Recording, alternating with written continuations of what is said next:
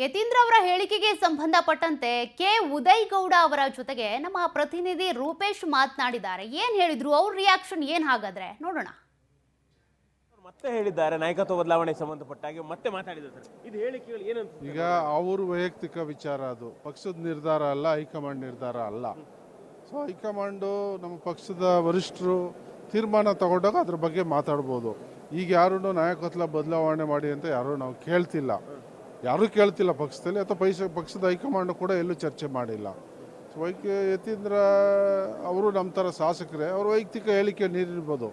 ಅವ್ರ ತೀರ್ಮಾನ ಅಂತಿಮ ಅಲ್ಲ, ಅಥವಾ ಅವ್ರ ಹೈಕಮಾಂಡು ಅಲ್ಲ. ಸರ್, ಇಕ್ಬಾಲ್ ಅನ್ಸಾರಿ ಅವ್ರು ಹೇಳ್ತಾ ಇದ್ರು, ರಾಮನಗರ ಶಾಸಕರು ಹೇಳ್ತಾ ಇದ್ರು ಏನಂತ ಹೇಳಿದ್ರೆ, ನಾವು ಹೇಳಿಕೆ ಕೊಟ್ಟರೆ ಅದಕ್ಕೆ ನಾವು ಬಲಾತ್ಕಾರ ಅಂತ ಆಗುತ್ತೆ, ಅವ್ರು ಹೇಳಿಕೆ ಕೊಟ್ಟರೆ ಚಮತ್ಕಾರನ, ಅವ್ರ ವಿರುದ್ಧನೂ ಕ್ರಮ ಆಗಬೇಕು ಅಂತ. ಈಗ ಇಕ್ಬಾಲ್ ಅವ್ರಿಗೆ ನೋಟಿಸ್ ಕೊಟ್ಟಿದ್ರು, ಆ ಒಂದು ಇದ್ರಲ್ಲಿ ಅವ್ರು ಕೇಳಿರ್ಬೋದು, ಅವ್ರಿಗೂ ಕೊಡಿ ಅಂತ ಹೇಳಿರ್ಬೋದು.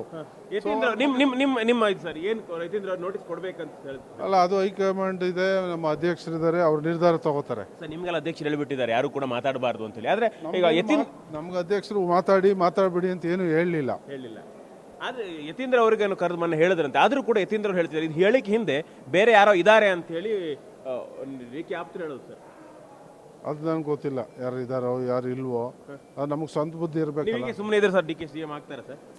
CM ಅವ್ರು ಆಗ್ತಾರೆ, ಅವ್ರಿಗೆ ಎಬಿಲಿಟಿ ಇದೆ, ಅವ್ರಿಗೆ ವರ್ಚಸ್ ಇದೆ, ಒಂದು ಪಕ್ಷ ಸಂಘಟನೆ ಮಾಡುವಂಥ ಶಕ್ತಿ ಇದೆ, ಆಗ್ತಾರೆ. ಯಾವಾಗ ಸರ್? ಅದು ಯಾವಾಗ ಅನ್ನೋದು ನಾನು ಭವಿಷ್ಯ ಹೇಳೋಕ್ಕಾಗಲ್ಲ, ಆಗ್ತಾರೆ ಅಷ್ಟು ಹೇಳ್ಬೋದು. ಎಸ್ ಸರ್, ಇದಿಷ್ಟು ಉದಯಗೌಡ ಅವರ ಮಾತುಗಳು. ಕ್ಯಾಮ್ರಾಮನ್ ಸುಧೀರ್ ಜೊತೆ ರೂಪೇಶ್ ಬೈಂದೂರು, ಪವರ್ TV, ಬೆಂಗಳೂರು.